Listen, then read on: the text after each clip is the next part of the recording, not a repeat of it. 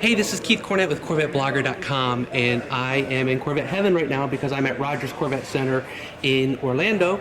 And of course, if you know Rogers, he's got some really great cars for sale, but then he's also has his dream collection. So I thought I would run you down the line here real quick and show you some of these cars.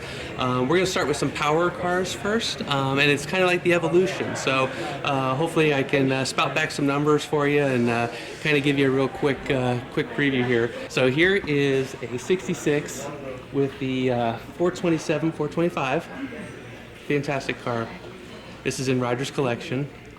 So that's 66. Then Zora made the jump in 67 to the L88. And actually the L89 would have been the street car to buy because you got the aluminum heads, but you got all the fun, you get your radio, you get your heater and air conditioning if you wanted it. The L88 was a race engine. It was meant for racing. They said it was only 430 horsepower. It was probably about 550 or so. We're going to do a couple close-ups of this, so I'll show you this real quick.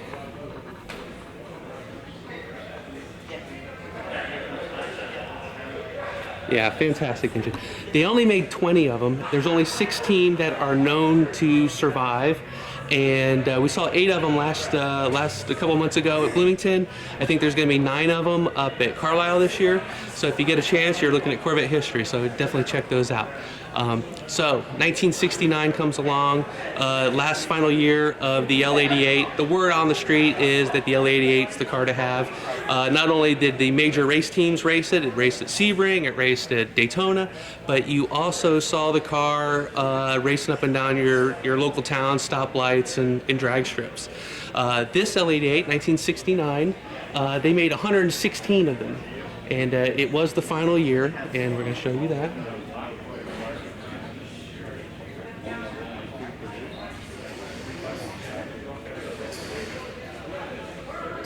L88 was a little over $1,000 option, but then you also had to have the Rock Crusher, the M22, you had to have the J56 brakes, the increased air conditioning and cooling, just some really neat stuff. So now, also in 69, the successor to the L88 would have been the ZL1.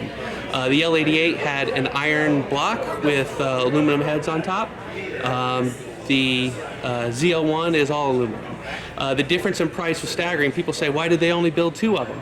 Because this car here, MSRP was $10,700 on it versus, well, the option cost $70 less than a full car. That's how expensive that option was.